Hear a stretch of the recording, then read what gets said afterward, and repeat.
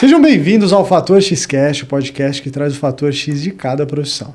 Vou falar sobre a Remasa, Consórcio Remasa, o consórcio mais antigo do Brasil. Com 58 anos de mercado, o Consórcio Remasa oferece planos para imóveis e veículos com créditos de até R$600 mil e prazos de até 240 meses. Dá uma entrada lá no Instagram deles, @consórcio_remasa_oficial.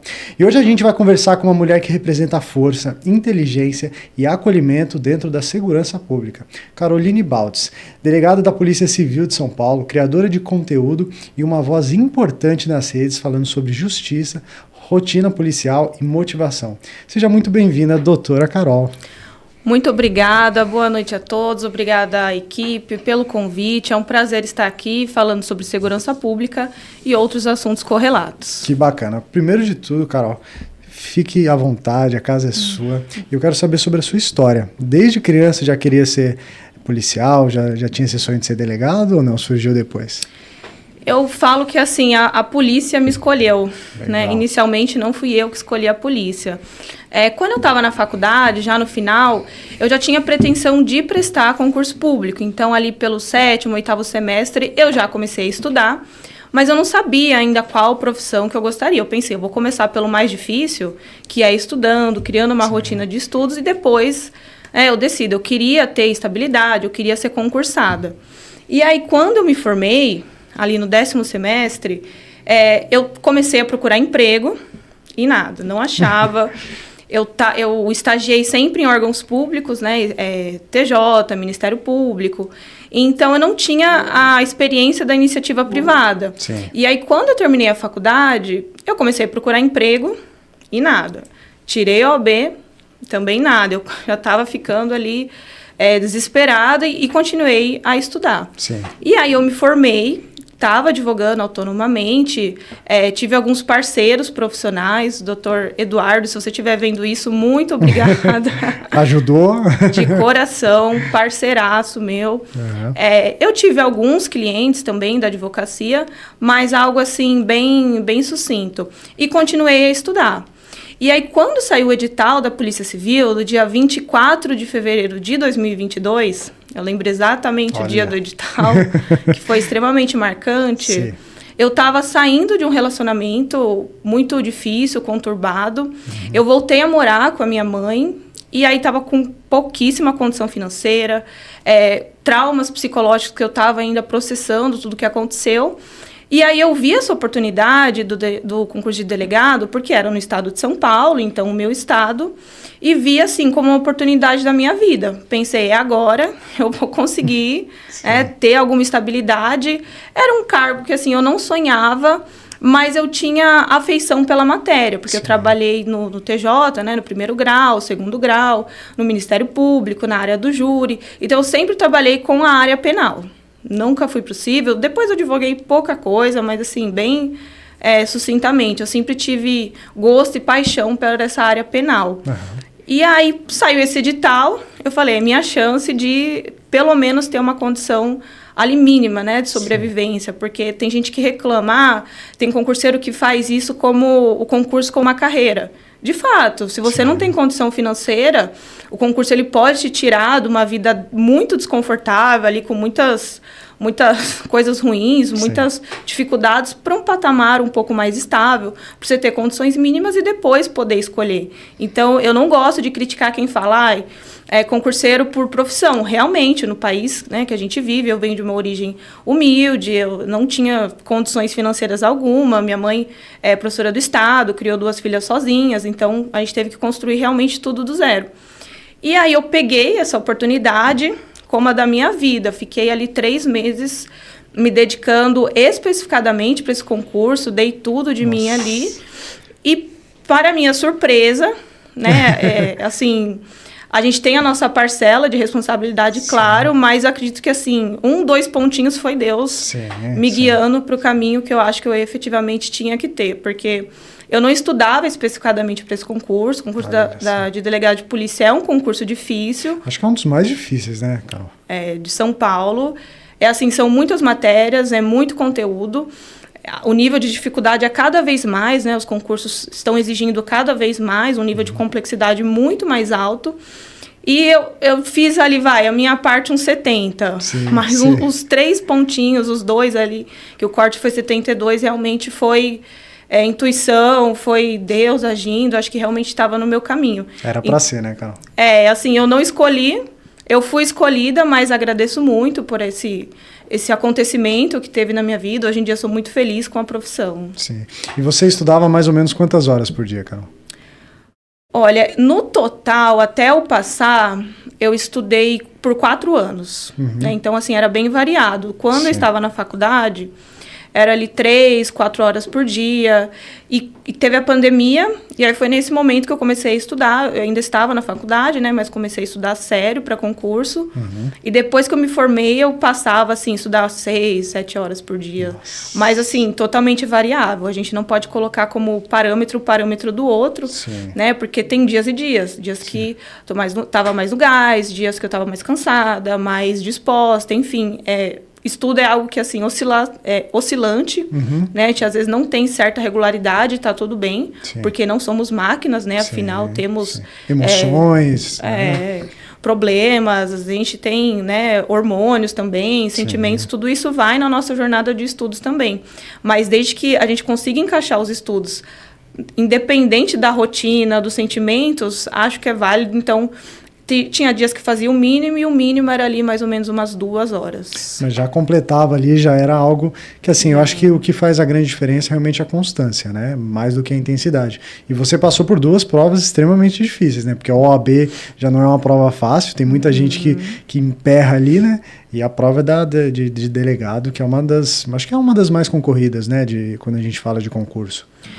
A OAB eu passei de primeira também, assim, Não acho legal me vangloriar com isso, acho que cada um tem seu tempo, seu momento, mas eu coloquei os estudos sempre como prioridade na minha vida. Eu pensava assim, mesmo eu estando em circunstâncias muito ruins, sem dinheiro para nada, para comprar um pastel na feira, sem, assim, com muito desespero de que as coisas acontecessem rápido, né? Porque quando a gente tem necessidade, a gente quer que as coisas aconteçam o mais rápido possível. Não dá para esperar 1, 2, 3, 5 anos, e a gente tem que esperar. O concurso público é algo que demora, é um projeto assim, de vida. Não é algo que você vai fazer e daqui a um mês você já tem um resultado. É algo que você vai construindo dia a dia. Você tem que, como se fosse assim, um quebra-cabeça, pecinha por pecinha, aí você vai associando a matéria e um conteúdo praticamente infinito. Então, eu tive essa resiliência também de entender. Hoje está ruim, hoje eu vivo uma vida que eu não gostaria de viver, eu queria estar vivendo outras experiências, como viajando, fazendo coisas para mim, mas eu pensava assim, agora eu não posso, mas um dia eu vou poder. Muito legal. E eu ficava assim, imaginando como seria a vida de concursada, assim, o que eu ia comprar. Sim, já pensando lá na frente. Por exemplo, que carro que eu iria comprar de início, as lojas que eu poderia ir, as viagens que eu poderia fazer. Então, sempre que eu ficava um pouco triste com a minha realidade, eu tinha ali uma certa fuga de olhar qual seria a minha vida futuramente, não o que eu estava vivendo ali. Isso me mantinha, era um sonho que eu mantinha assim, muito vivo em mim, para eu poder continuar, porque não é fácil não ter motivação, né? Você estar ali chateado, eu tive muitos traumas psicológicos pro meu relacionamento que eu acabei saindo, e logo depois já entrei na polícia, então foi tudo junto. Né? Muitas emoções ali, né? Oscilantes, né? E é muito engraçado não, né? Mas é curioso. Às vezes a gente conversa com concurseiros e você vai ver a vida da pessoa, assim, tá com algum problema. Eu até falei com uma aluna esses dias, a mãe tá internada, ela estava na prova oral, parece que assim, as provações vêm antes de você passar. Eu acho que o universo e Deus fala assim, será que você está preparado mesmo? Porque é algo grandioso. Né? O Brasil que a gente vive, você ter estabilidade, um emprego público, estável, que você ganha relativamente bem, para poucas pessoas, infelizmente, é a nossa realidade brasileira. Então, é persistência, assim, até o final, até o último minuto. Imagina, as pessoas hoje em dia falam, não, a Carol aí tá super bem, ganhando super bem, no trabalho dos sonhos, né? As pessoas veem dessa forma, mas não vê toda a luta, toda a batalha que foi, o preço que você pagou até chegar a esse momento, hoje de você ter uma escolha, de você ter uma profissão excelente, né? Acho que muitas pessoas sonham com essa profissão, mas realmente, né? Essa parte dos perrengues ninguém quer pagar o preço, e é o que realmente forma você, né? Deixa você forte para quando chegar o desafio você tá pronta. Mas você lembra quando você recebeu a notícia, Carol? Quando você falou assim, fui aprovada, você lembra desse momento?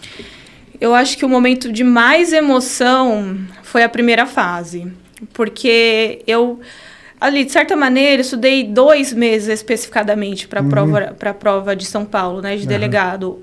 Eu tinha, digamos assim, para quem não entende, muito grosso das matérias, são as matérias mais básicas.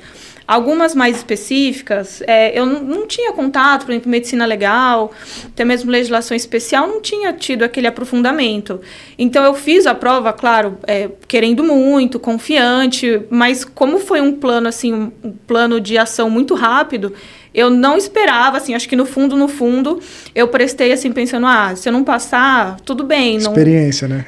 Eu tô aqui, né? Sim. O máximo que eu posso ter é um não. Sim. Então, tudo bem. Vamos eu lá, tentar. Né? E aí, quando saiu o resultado que... tem um site, né, que chama De Olho na Vaga, que a gente coloca as alternativas, e aí o site vai mais ou menos uma média de quanto seria o corte, qual estaria certo ou errado a partir do acerto da maioria. E eu vi que eu estava mais ou menos entre 69 e 70. E o corte estava dando 72. Meu Deus do céu. Aí eu já, nossa, coração meu Deus, já disparado. Eu não passei, nossa, e chorava. Ai, meu Deus, o que eu vou fazer agora? Vou ter que ter outro plano, né? Recomeçar, outro concurso. E aí, depois de 2 dias, foi 2 dias nesse sofrimento, sem dormir, porque o resultado oficial saía depois de 2 dias. Aí, quando saiu, eu fiz 7,3, o corte foi 7,2. E aí, eu vi que eu passei na primeira fase. Sim. Nossa...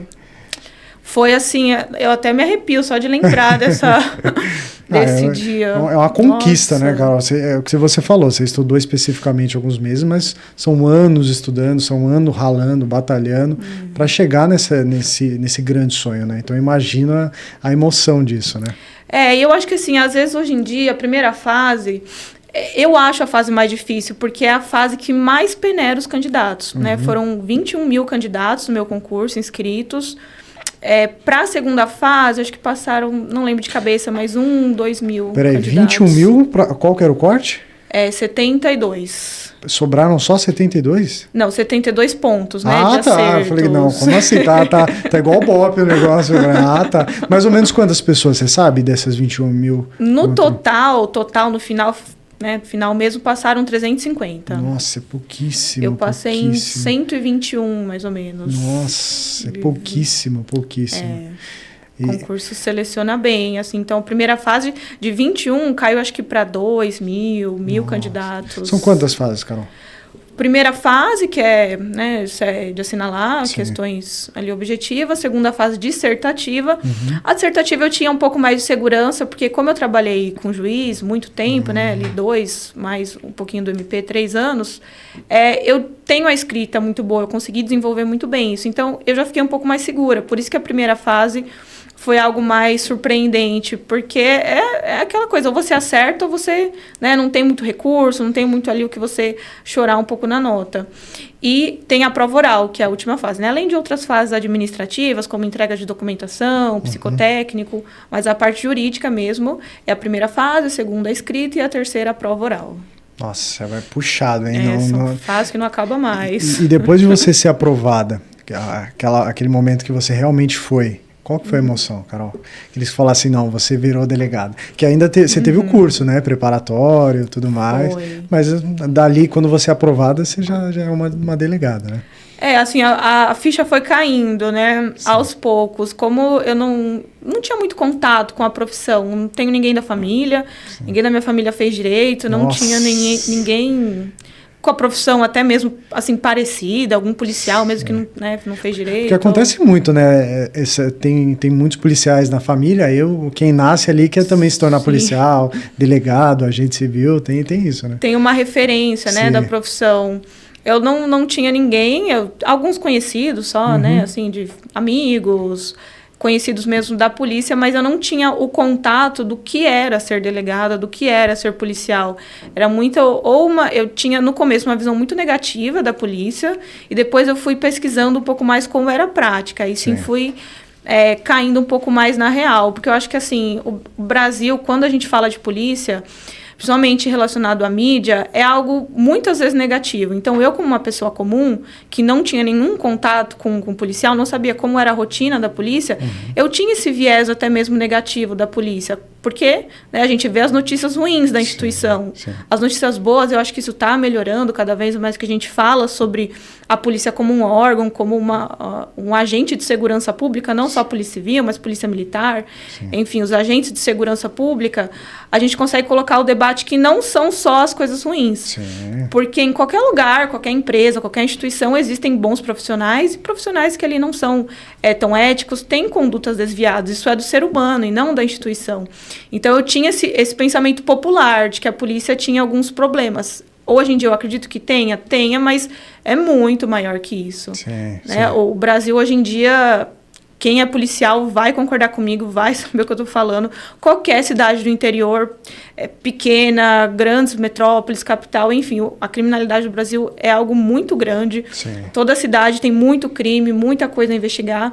E o trabalho da polícia como um todo, né, agentes de segurança pública, é essencial para a gente tentar minimizar os danos que os crimes causam na sociedade, principalmente nas vítimas. Foi o que você falou, né? A polícia, diferente de outras profissões, é algo essencial. É como um professor, é como um médico. E realmente eu acho que as pessoas só têm a noção do quão é importante o policial quando você precisa dele. Então, quando você tem a questão de um crime, a questão de... Realmente, são várias coisas hoje que acontecem, infelizmente. Mas é o que você falou. Acho que a mídia, ela pinta de uma forma, generaliza de uma forma muito errada. Que transforma ali o policial muitas vezes num vilão, que é totalmente ao contrário. O policial ali tá para te proteger, inclusive o delegado, né? Então eu acho que tem uma generalização aí que é bem negativa, né? Mas a gente vai trabalhando para poder mudar isso. Eu acho que hoje o bacana é que você vê muitos políticos que foram ex-policiais, que foram ex-delegados, e mudando isso, né? Um que eu acompanho muito, não sei se você acompanha, que é o Palumbo. O Palumbo vem fazendo um trabalho muito bonito, realmente batendo em coisas que ninguém tem coragem de mexer. E ele fala, não, gente, tem que mexer nisso daqui para poder mudar. Então você vê que realmente tem policiais que não são tão legais? Tem, mas a grande maioria são pessoas de bem, que defendem o cidadão. E eu fico imaginando, Carol, se não tivesse a polícia, como que estaria aqui o Brasil, né? Então realmente é importante. Mas agora me conta, como é que foi essa parte do curso? Você foi aprovada, fala, não, agora eu sou uma delegada, o que eu tenho que fazer, né? Aí você tem um curso prático ali, que é meio punk, né? A gente teve a Cadepol, né, que é a Academia de Polícia, foram 5 meses e meio, das 7 da manhã até as 5:30 da tarde, com estágio aos sábados.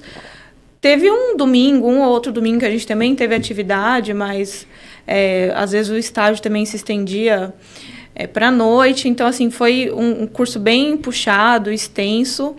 E a gente aprende ali, né, várias coisas relacionadas à atividade policial, também armamento e tiro, porque muitos de nós, né, viemos ali sem nenhum tipo de conhecimento técnico para manusear o armamento. Então, a gente aprende tudo isso na Academia de Polícia. E aí, só depois, no final da Cadepol, que a gente tem uma lista de classificação, que a depender das nossas notas, a gente consegue escolher para onde nós iremos. Então é baseado no desempenho de vocês para vocês poderem escolher, tipo uma classificação, é isso? Isso, uma classificação, aí são notas, né, como se tivesse uma faculdade, assim, a gente tem prova de várias e várias matérias, a gente teve que entregar um artigo científico, a gente escreveu um artigo científico, apresentamos, teve, né, atividade de pós-graduação.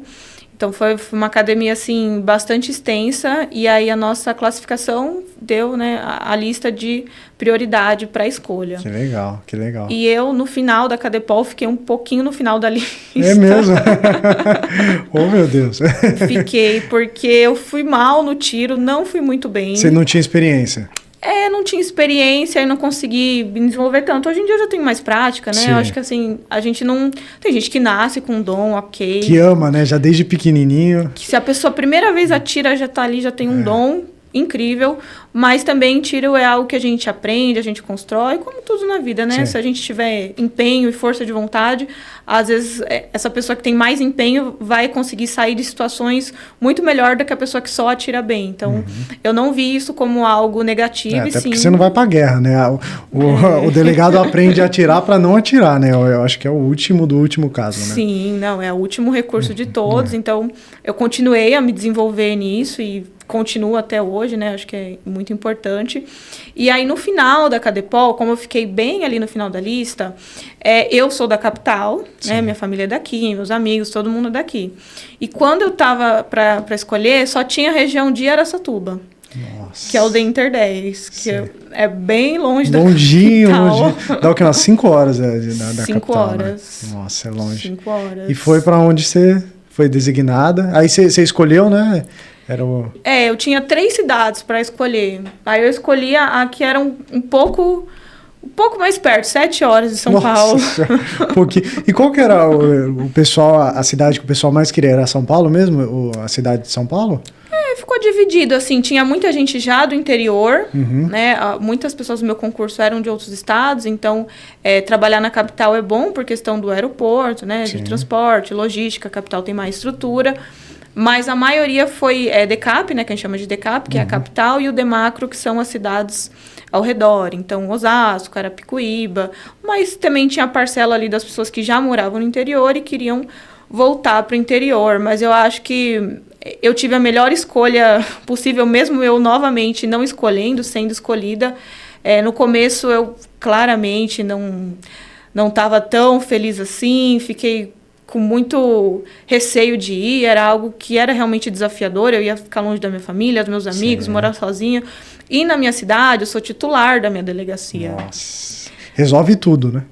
Eu saindo da Cadepol sendo titular de uma cidade, é um desafio, assim, imenso, sem nenhuma prática. Poucos, claro, a gente aprende na Cadepol, mas a prática, né? É totalmente diferente. Diferente não, né? Assim, você tem uma preparação, mas a prática não um pouquinho mais pesado, né? Para prever tudo. O que acontece que a prática ela é bem criativa. Por mais que a gente imagine histórias, a prática consegue ser ainda mais criativa. Então, foi algo bastante desafiador. Mas eu tive um professor na Cadepol, o Dr. Eibe, que ele foi dando sequestro há muito tempo, e ele falava assim, vocês acham que vocês vão escolher a sua primeira lotação, mas já está escolhida. Tem missões na vida de vocês que vocês têm que passar. É para o aprendizado pessoal, também para causar o bem ali à sociedade pela qual você vai estar ali lutando e trabalhando. Então, tem coisas que assim, não adianta fugir muito. Não adianta achar que você está escolhendo, que você está acima. Quem escolhe é o cara lá de cima, então você só tem que aceitar a missão de vocês. E eu vi que realmente é isso. Assim, na minha cidade, eu sinto que eu tenho missões a cumprir ali com aquelas pessoas, ali, né, desvendando vários crimes da região. E eu gostei muito de trabalhar no interior, porque eu acho que interior, a sociedade, assim, as pessoas se conhecem. Então, o impacto da polícia é muito maior. E assim, eu acho que até o estilo de vida, o interior, ele te entrega mais. Tem muita coisa pra gente conversar ainda com a doutora. Eu quero saber desses perrengues, desses crimes aí. Mas antes disso, vamos para um recadinho? Você sabia que a Remasa está há mais de 50 anos ajudando os brasileiros a realizarem seus sonhos? Com o consórcio Remasa, você consegue conquistar sua casa, carro, moto, com parcelas acessíveis e sem juros. Aqui você tem liberdade total na escolha do bem e assessoria completa, desde o momento da contratação até o pós-contemplação. O consórcio Remasa é a forma mais inteligente e segura de planejar o seu futuro. Quer saber mais? Acesse o site remasa.com.br e descubra como transformar seus planos em realidade. Viu só que bacana? Mas vamos voltar aqui o papo com a doutora, que está muito legal. E eu quero saber, cidade do interior realmente tem menos crime ou tem crime da mesma forma que aqui na capital? Da mesma forma que a capital. Lê do engano que as pessoas têm essa impressão de o interior vai ser mais tranquilo, vai investigar ali o furto da galinha. Bicho ruim tem pra tudo que é lado, né? E assim, às vezes no interior, as pessoas acham que até podem cometer mais crimes porque acham que a polícia às vezes não é tão efetiva, né? Não tá ali no foco, não é uma cidade grande, com toda a estrutura do mundo. Então, acho que as pessoas às vezes até tentam se valer dessa condição numa cidade pequena, que às vezes, né, as pessoas elas guardam muito para si os crimes, às vezes não relatam. Então, hoje em dia a gente está quebrando esse tabu que não é assim, não. Infelizmente, eu acho que o maior desafio da segurança pública hoje em dia é o tráfico. E o tráfico está espalhado pelo Brasil todo e afeta, inclusive, os interiores, né? E isso vão formando os bandidos e tudo mais. E eu acho que essa é a grande dificuldade, que fica um negócio meio sistemático, né? Para tudo que é lado. Mas você lembra o seu primeiro dia, a hora que você assumiu, colocou a roupa preta, né? É roupa social, roupa normal. social, né? E para assumir o primeiro dia de delegada, deu aquele friozinho na barriga ou foi tranquilo? Deu, porque eu ainda estava bastante abalada, né? Com toda a mudança, porque realmente não estava nos meus planos em momento algum.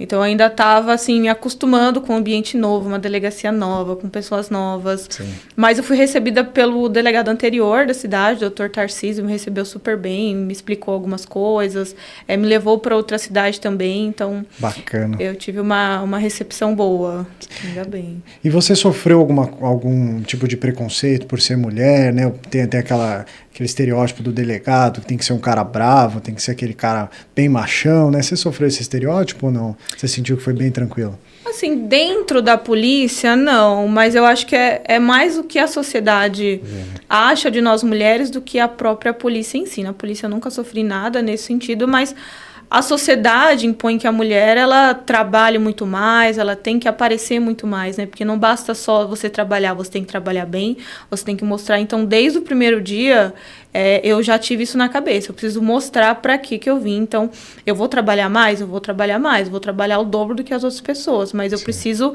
fazer meu nome e, naturalmente, assim, não é da polícia, mas é as pessoas ao redor, elas estranham por vezes por ser uma delegada.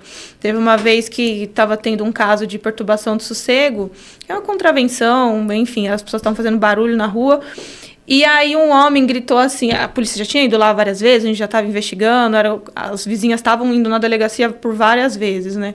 Aí o cara, à noite, falou assim, mas a delegada é mulher, não vai acontecer nada. Deus. Aí no outro dia, vieram duas senhorias na delegacia e falaram assim, doutora, eu vim aqui te falar, porque eu defendo a doutora é mulher, e não é porque é mulher que não vai trabalhar, pelo contrário, você trabalha até muito melhor, muito bem. Vieram me defender, achei legal.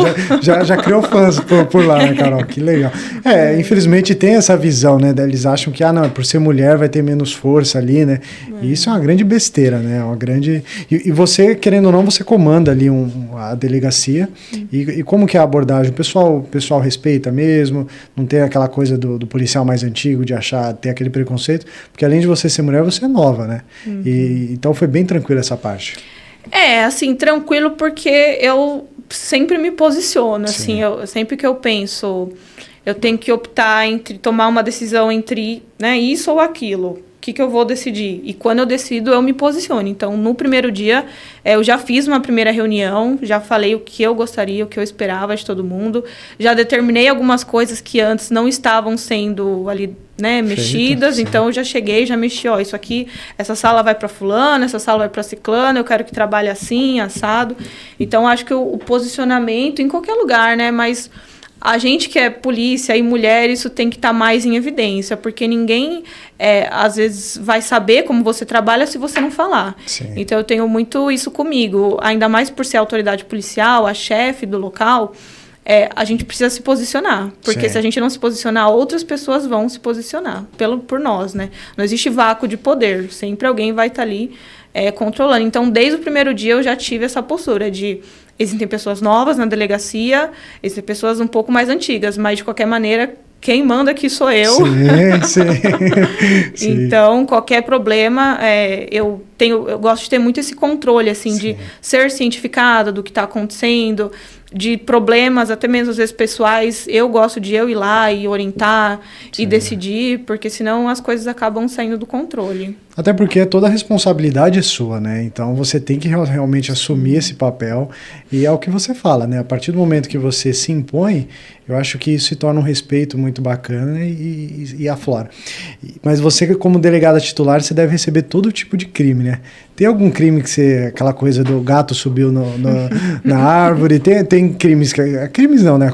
Contravenções aí que são mais engraçadas que você teve alguma história bacana? A gente até tem, mas assim, na cidade tem bastante coisa séria. Sim. Eu só consigo pensar nos casos, assim, que são mais sensíveis. Sim. Assim, a minha região tem 15 mil habitantes, mas é uma região problemática. É mesmo? E as cidades ao redor sabem disso. A Sim. gente tem muita ocorrência, quando comparado a outras cidades também ali parecidas. Crime organizado, assim, tem um pouco. Não vou dizer que não tem.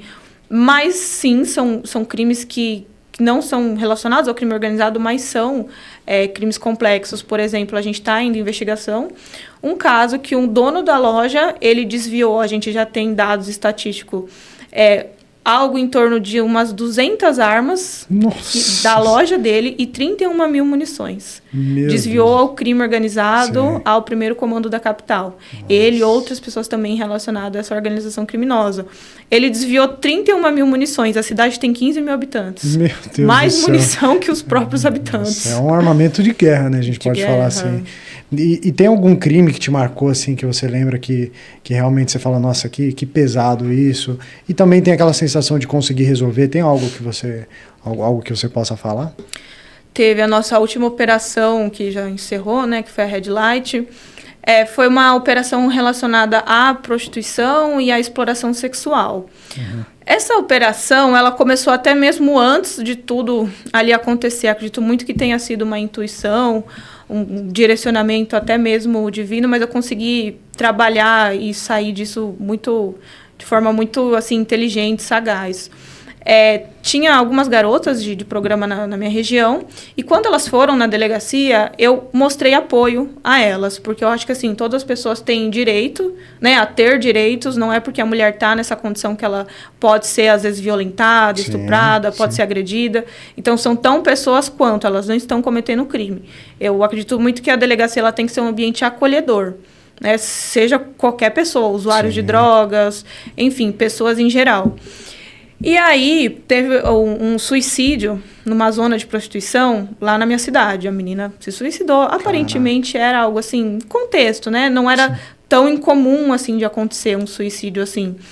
E aí, depois que ela morreu, algumas garotas começaram a se unir para relatar os abusos que elas já passavam com o proprietário daquele estabelecimento. E como eu já tinha tido contato com elas, demonstrado apoio, a gente conseguiu juntar, né, o meu apoio com a movimentação delas. Sim. E assim, a gente conseguiu ouvir no total 12 vítimas, mas a gente sabe que foram infinitas. Uhum. Os donos da boate, o dono, a mulher dele, mais alguns gerentes, que eram os operacionais, eles chamavam as garotas para trabalhar lá, e quando elas chegavam, eles já começavam a sistemática de dívidas. Então, prestava R$50 para elas, virava 200. E aí, o comércio de drogas ali muito intenso, viciavam elas, principalmente cocaína, para que elas não pudessem sair de lá. E quando elas tentavam sair, eles corriam atrás, batiam, agrediam, elas pulavam o muro desesperada. Tinha algumas que elas próprias relatam, né, que elas saíram só com a roupa do corpo, sem o celular, saíram espancadas, tentavam sair, ele puxava de volta, assim, e eram boates no meio do nada, assim, no interior, numa estrada de terra, que para lá não tem nada, para o outro lado menos ainda.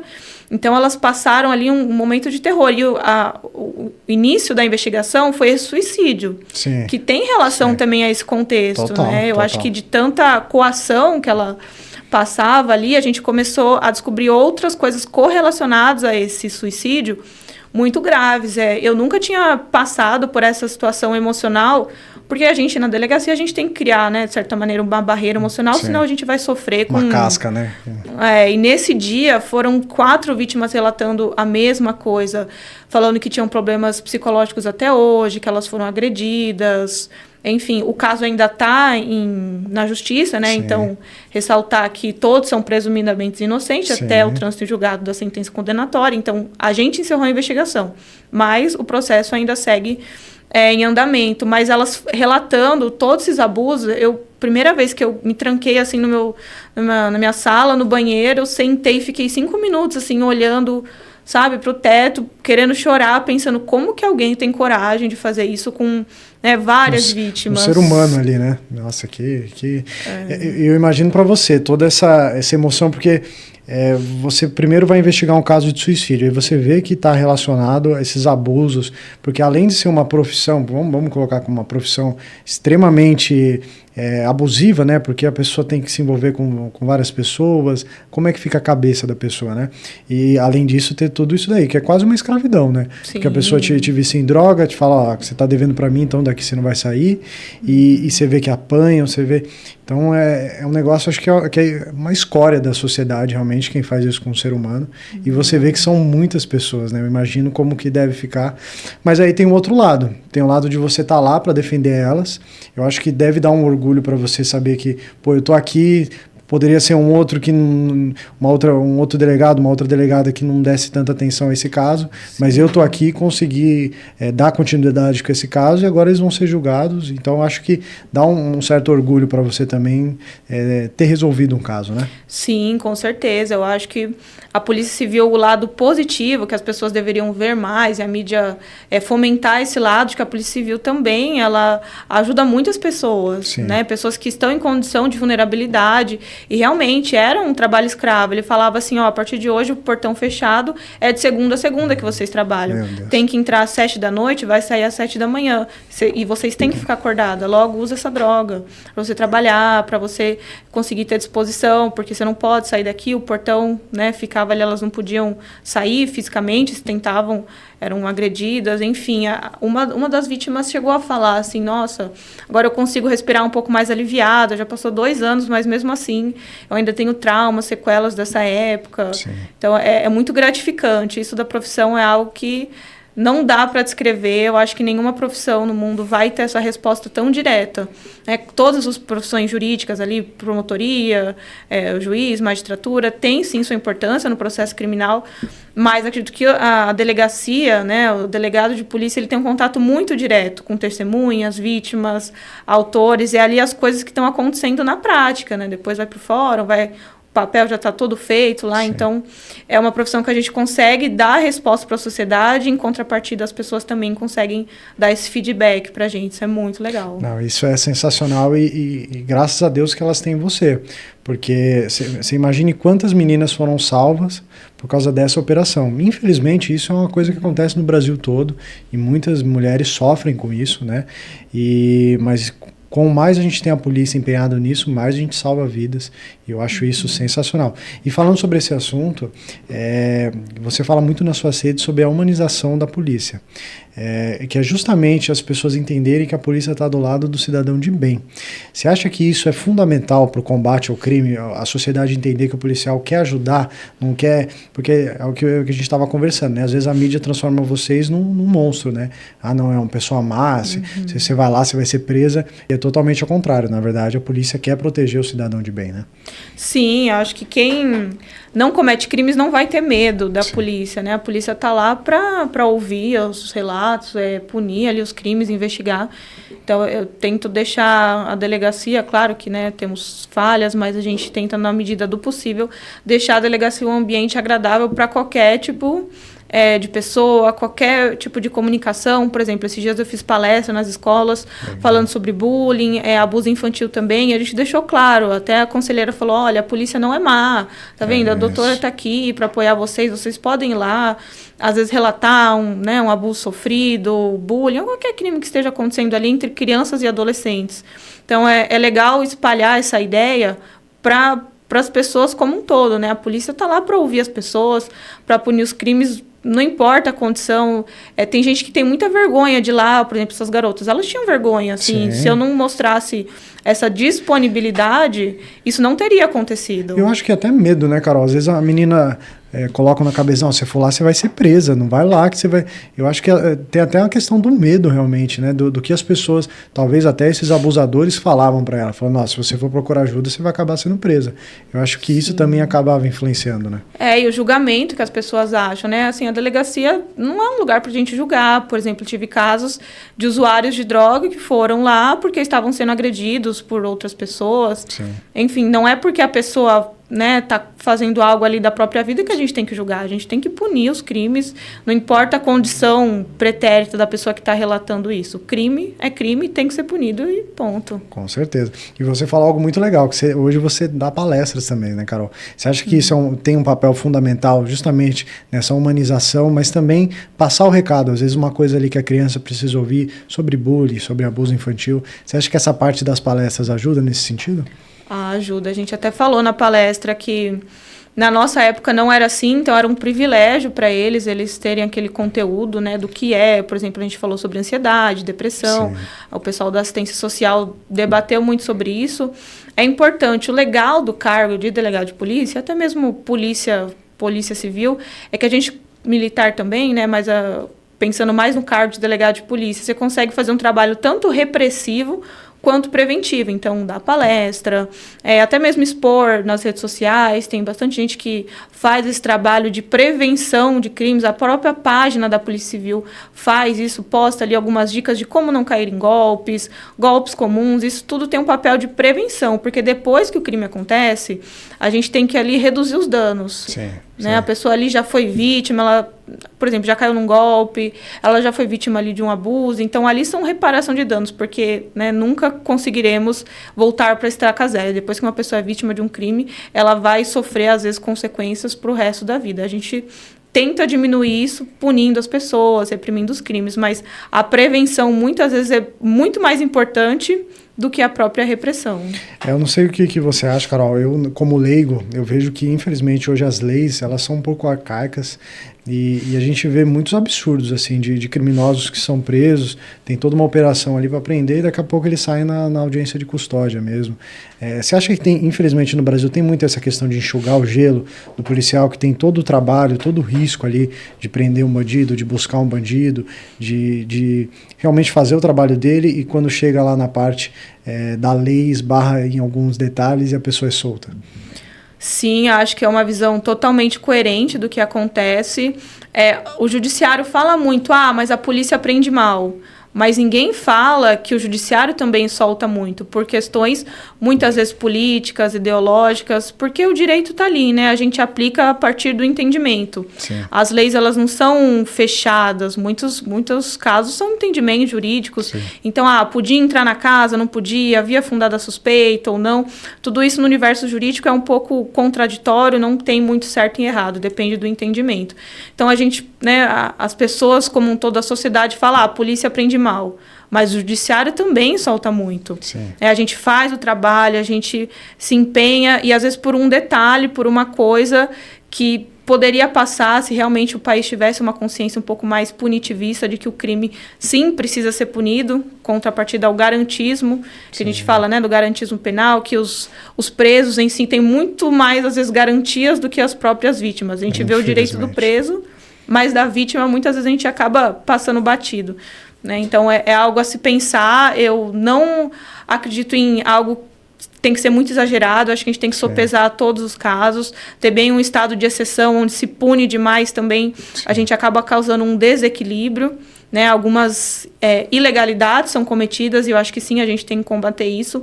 Mas eu acho que é mais a mentalidade, tanto das pessoas do direito, como a sociedade como um todo, de que os crimes eles precisam de um maior rigor para a sua punição. Porque todo policial que você conversasse fala assim, você acha que tem que diminuir as penas ou aumentar? Todos os policiais vão falar, as penas precisam ser mais duras. Sim. Porque a gente vê a realidade. Sim. A gente ouve as pessoas que, né, foram presas falando, não dá nada. Sim. Teve um caso de Maria da Penha, que eu peguei esses dias no plantão da DDM. O cara tinha 21 passagens pela DDM. Ele estava continuando a agredir a mulher, a descumprir a medida protetiva. E ele falou para ela assim, se eu descumprir, qualquer coisa eu serei 3 meses preso, eu fico 3 meses na cadeia e depois eu saio. Eu tiro essa cadeia de boa. Que absurdo. Aí fui lá, pedi a prisão, foi cumprido, está preso.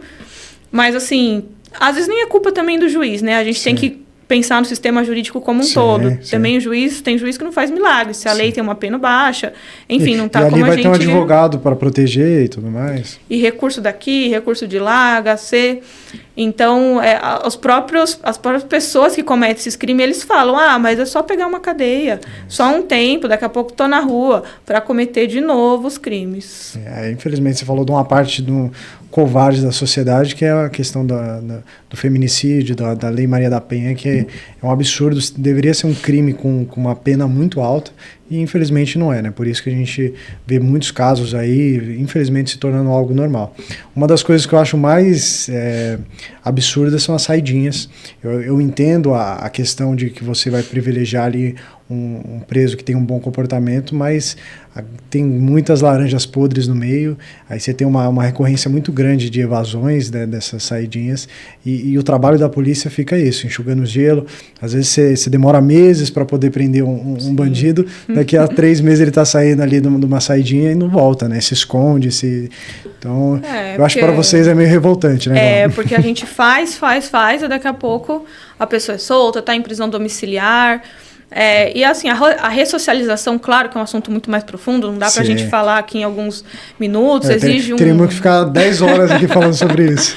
Mas assim, no Brasil, é um conceito que está fadado ao fracasso, se não já é o próprio fracasso, né? Se for pegar estatisticamente, a reincidência, ela é algo mais que natural no mundo do crime.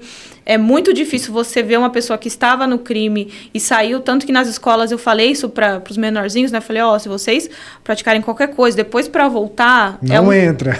É uma coisa que, assim, você vira uma bola de neve. Sim. Você é preso, aí depois você sai, aí para tentar um emprego aí você já não vai querer, porque às vezes você vai ganhar muito menos, tem que trabalhar muito mais. Ali, às vezes, você tem um retorno financeiro mais rápido, é um dinheiro que ali as pessoas que você conhece estão fazendo dinheiro, estão, ganhando, tendo um status maior. Uhum. E para você, às vezes, ter um emprego que, né, não paga tanto ali, você tem que trabalhar muito, dessas pessoas não querem. Então, é um ciclo que acaba se retroalimentando. Sim. Eu acho que pensar na saidinha e tudo mais, teria que ser, primeiro, pensar na estrutura física e estrutural do país como um todo. Então, educação, saúde, mas isso não se constrói em um dia, em um ano, em um governo. Isso é um plano longínquo, porque exige muito dinheiro público, empenho dos governantes, e a gente não vê isso no Brasil de maneira tão uniforme, assim, governos que investem mais em uma área, outros que investem pouco mais em outras áreas,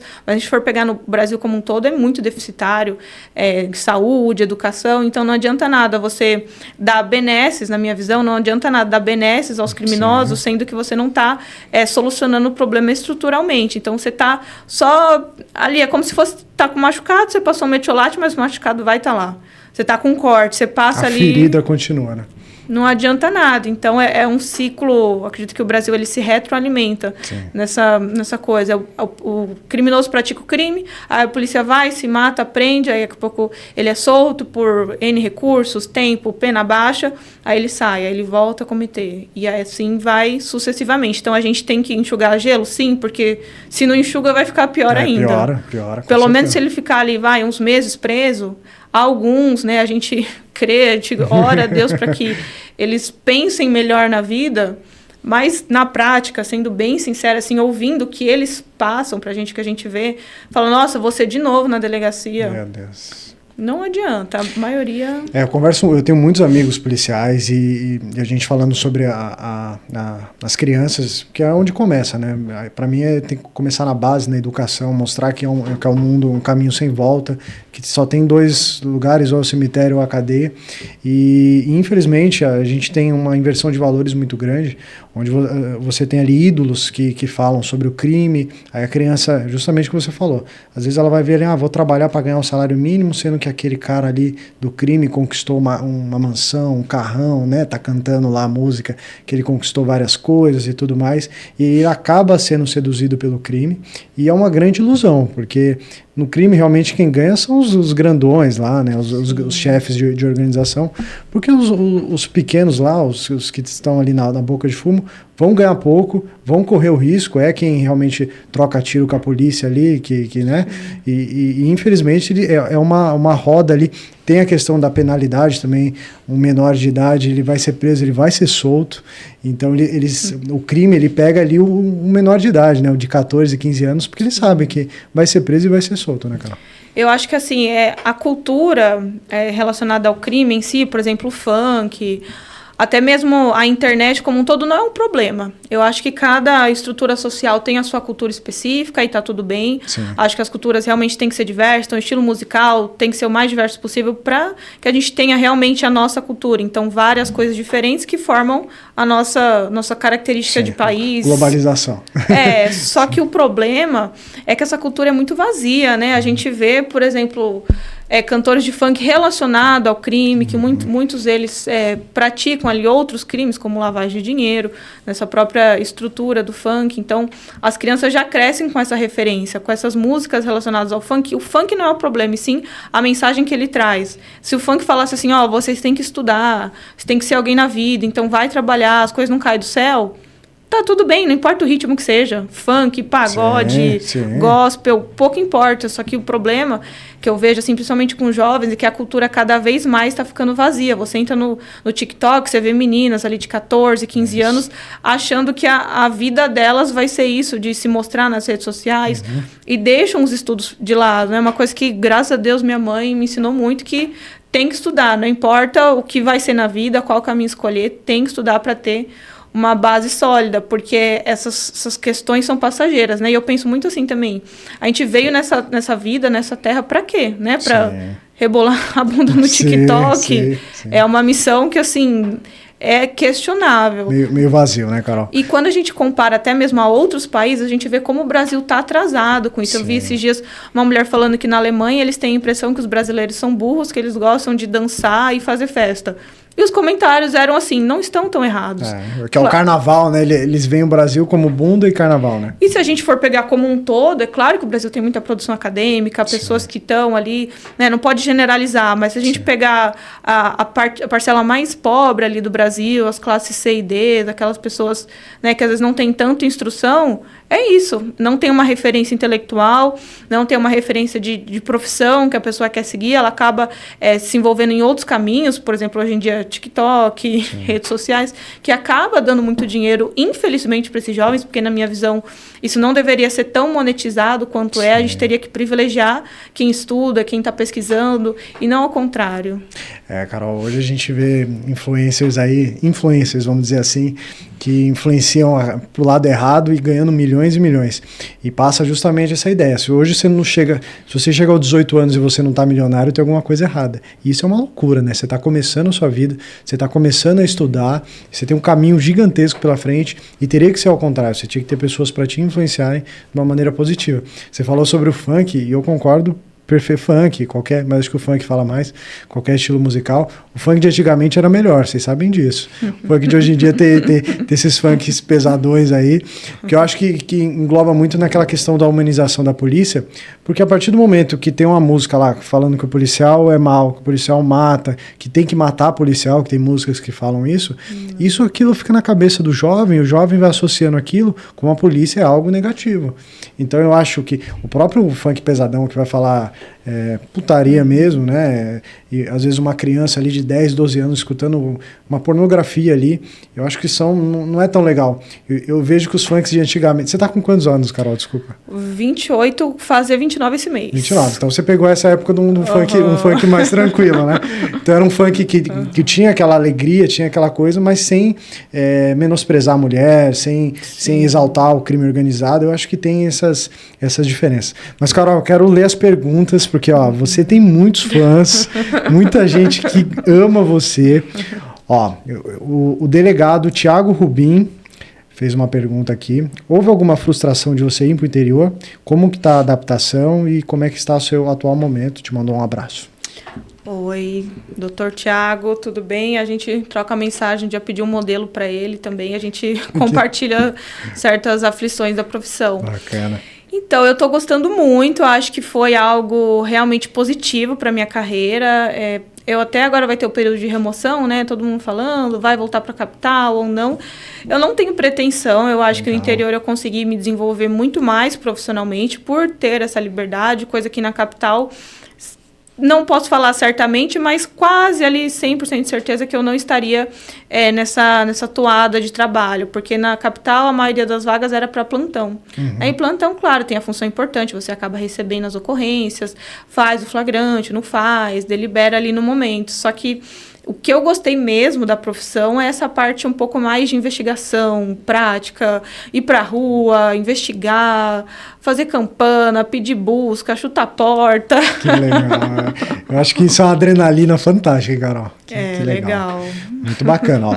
Uma pergunta bacana do Guilhermão, deve ser Guilherme, né? Mas Guilhermão, se é possível ter tranquilidade sendo delegada e se você consegue chegar em casa e desligar do trabalho, essa adrenalina. Difícil, hein? Essa daí, olha, eu acho que assim, depende da postura, né? Pra mim, é algo que eu não consigo, até porque como eu sou titular da minha cidade, quando é algo muito grave, eu, assim, às vezes não tenho dever jurídico, então não tenho a obrigação de estar lá, mas eu me sinto na obrigação. Esse caso que eu contei das armas, eu vim para São Paulo quinta-feira à noite, aí sexta à tarde, era Páscoa, eu não consegui nem ficar 24 horas em São Paulo, aparece essa bomba. E aí falaram, não volta, pode ficar aí, curte sua família. Eu não consegui descansar. A cabeça fica ali, né? É como se você tivesse um filho ali. Qualquer coisa que acontece é responsabilidade sua. Então, difícil. Mas você vê que é a diferença de quando a pessoa faz o que ama, né? Você realmente ama o que você faz. Então, não é só, não, bati o meu ponto aqui, eu quero que se lasque. Não. Você, numa data especial, tenho certeza que você tem muita saudade da sua família. Mesmo você curtindo a sua família, falou, não, vamos voltar aí, a viagem é longa, né? Ó, a Ana S. Daniel... deseja um dia sair da polícia. Nossa, mas já estão querendo tirar você da. Se você deseja sair um dia da Polícia Civil. Assim, eu sempre me perguntam, né? Vai mudar de carreira, não vai? O que faz? Olha, eu no momento estou feliz com a profissão. Eu acho que a gente não pode fechar nenhuma porta, dizer que para sempre eu quero ser delegada. Eu ainda estou no começo da carreira, então eu quero experimentar mais coisas, né? Fazer mais atos de polícia judiciária. Mas eu não bati o martelo, eu tô curtindo. Sim. Vivendo um dia de cada vez. Assim. Aos poucos, né? Aos poucos. Ela fez várias perguntas aqui, perguntas boas, tá, a Ana. Essa acho que você respondeu, que como que você vence a procrastinação nos dias difíceis. Acho que é muito aquela coisa da idealização que você sonhava, né? Quando dava certo, né? Aí tem a Wellen, te mandou aqui, ó, 100 perguntas, apenas elogios, excelente profissional. O Arthur mandou, qual que é o seu sonho de vida pessoal e profissional? Pergunta profunda, hein, Carol? Profunda, nossa senhora. Assim, profissional, O próximo, vamos falar assim, um próximo sonho, vamos dizer assim, um próximo sonho, qual que seria? Assim, profissional, acho que eu tô numa fase boa, mas é uma fase difícil, né? Porque todo dia a gente tem que aprender algo novo, mas é algo, eu acredito que é algo positivo. Eu não fico buscando a felicidade para daqui 1, 2 anos. Eu acho que a gente tem que ser feliz no aqui e no agora, errando ou acertando. Acho que faz parte também. Sempre que eu erro, eu agradeço e falo, nossa, eu não vou fazer mais isso, porque aquele toque que você fala, não tinha pensado nisso, não vou praticar mais. Então, acho que profissionalmente, claro que tem lugares maiores a ser calcados, delegacias especializadas, né, ali uma delegacia de homicídios, enfim, delegacias que lidam mais com a investigação, mas isso tudo é um processo, depende não só da questão técnica, mas também questão política, mas assim, não estou colocando isso como uma meta, eu quero continuar progredindo na carreira, aprendendo cada vez mais, investigando mais. Eu acho que as coisas são feitas de maneira assim, progressiva, não adianta eu querer dar saltos muito altos, e pensar que daqui a alguns meses eu vou estar num lugar que eu preciso também de ter, né, uma capacidade técnica, maturidade também. Então, acho que resiliência nessa questão profissional é o primeiro passo. Eu estou no meu primeiro ano de carreira. Nossa. Tem muita coisa pela frente muita experiência ainda, né? E assim, pessoal... Claro, busco ter uma família, filhos, mas futuramente. Agora não dá tempo. Sem pressa também. O pessoal do interior precisa de você, Carol. Ó, tem uma mensagem muito legal aqui do Gui Carvalho. Doutora Caroline, você voltará na escola de Guzolândia para fazer outra palestra? Você já deixou fãs por lá, viu, Carol? Guzolândia é minha segunda cidade, vou voltar. Estou só esperando o conselho tutelar para a gente organizar as datas. Vamos falar de bullying de novo. Vocês me aguardem, que eu puxo a orelha deles. Viu só? Sem fazer bullying, senão a doutora Carol vai aí brigar com vocês. Ó, tem uma pergunta muito legal aqui do N. da Silva. Qual o papel da polícia na proteção da dignidade humana em pessoas presas e em custódia? Que eu acho que fica ali na delegacia, né? Profundo também é, sim. Essa daqui é complicada. Assim, a gente dá o melhor tratamento possível, né? Já permiti que pessoas trouxessem, por exemplo, hambúrguer, comida de fora. Sim. Sempre que tem familiares, eu acho que é direito do preso, então vai lá, fala com eles. Esposa, às vezes fica lá na grade chorando. E eu falo, Deus. Calma, gente, daqui a pouco ele tá solto. Sim. A gente tenta dar o melhor tratamento possível. Acho que depois que tá preso, é isso, né? Já tá ali custodiado, já tá ali preso, algemado. Não tem muito que a gente fazer. Tem, sim, cuidar dos direitos desse preso. Então, dá água, dá comida. A gente liga para a família, fala, né, que às vezes precisa de um cobertor, uma roupa um pouco mais de frio. Os direitos que o preso tem, a gente consegue garanti-los. Sim. Ó, tem uma mensagem muito legal do Silvio Eugênio Júnior. Ela e sua equipe estão fazendo um belíssimo trabalho aqui em Auriflama. Nunca vimos algo igual. Então, realmente, o pessoal tá fã lá. Tem muitas perguntas, Carol, mas muitas perguntas que a gente já conversou justamente sobre seus desafios e tudo mais. Então, a grande maioria você já respondeu. Mas eu quero agradecer a todo mundo que mandou mensagem, tá, gente? Você tem muitos fãs aqui, viu, Carol? E eu queria que você mandasse uma mensagem final para aquela pessoa que, igual você, pensa em ter uma carreira, pensa em melhorar de vida, se vale a pena essa questão do estudo, se vale a pena essa questão de você passar horas e horas para realizar um grande sonho. Qual que é a mensagem que você pode deixar para essas pessoas, Carol? A mensagem que eu posso deixar para vocês que estão estudando, muitos que estão me ouvindo aí, é que você tem que ter calma, né? Não adianta querer as coisas para amanhã. Não é no tempo de vocês, e sim no tempo que a vida exige. Muitos cargos, às vezes, exigem um pouco mais de maturidade intelectual, pessoal. Então, acho que é uma junção de fatores, né? Eu acredito muito em Deus, em fatores divinos, como também a sua própria responsabilidade e o que você faz para alcançar aquele cargo. Se eu pudesse, se eu tivesse outra oportunidade, começasse do zero, eu faria tudo de novo, com toda certeza. Eu acho que, assim, ter estabilidade financeira, para mim, é algo muito interessante, muito bacana. Eu sei que todo mês vai ter meu salário lá, eu sei que eu posso contar com isso. O cargo também é algo que, socialmente, eu achei bem legal. Eu consigo perceber que, assim, deu uma guinada na minha vida socialmente. Você ter uma posição, né, um cargo de autoridade, isso é bem legal mesmo. Mas eu faria tudo de novo. É difícil na hora, né, até você passar. Depois que você passa, realmente os desafios serão outros, mas, querendo ou não, a questão financeira, eu acho que, e a estabilidade em si no concurso público é algo incrível, porque depois você pode pensar em outros projetos, pode pensar em trocar de carreira, mas você sabe que você vai ter o seu ali todo mês. Eu acho que o Brasil, e vejo, né, outras pessoas que trabalham, iniciativa privada, tanto no direito em outras áreas, é algo muito volátil, né? Às vezes você fica com medo de ter projetos financeiros mais longos, então, eu comprar uma casa, um carro, porque você não sabe o que vai acontecer no concurso público, não. Você tem seu dinheiro ali todo mês. A função é muito legal. Quem estuda para delegado de polícia, venham, porque vocês não vão se arrepender, gente. É uma profissão, assim, sensacional. Mistura tanto a parte jurídica quanto a parte prática. Até o pessoal que trabalha comigo fala, né, doutora, pensa bem, se você for sair da polícia, você não vai ter essa emoção. Você vai querer voltar. E pelo que eu vi, você já gostou da parte operacional, né, Carol? De ir na missão mesmo. Se eu tô quieta na delegacia, eu já começo assim, falar, ai, não. Tá muito calmo. Vamos arranjar alguma coisa, vamos pra rua fazer algo, porque tá muito parado aqui. Infelizmente, crime tem pra tudo que é lado e toda hora, né, Carol? Carol, quero muito agradecer você por ter vindo aqui. Foi um prazer recebê-la. Quero agradecer pelo todo o serviço que você faz, o trabalho que você faz. Dá para ver o quanto você é apaixonada pela sua profissão e a quantidade de pessoas que são suas fãs aqui. Você vê que você compartilha um pouco nas redes sociais. Quero muito agradecer você. E, tem um presentinho. Obrigado. Ai, que lindo! Você gosta de café? Com toda certeza. Então, depois eu vou criar uma fotinho lá na delegacia ou na sua casa de você tomando um café na nossa xícara. É um pequeno presente para você.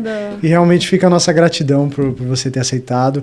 Dava pra gente conversar aqui mais umas 10 horas, tinha muito assunto, gente. Mas acho que deu para resumir bem essa parte da Carol. Muito obrigado, Carol. Eu queria agradecer vocês pelo convite, meu primeiro podcast. Estava um pouquinho nervosa.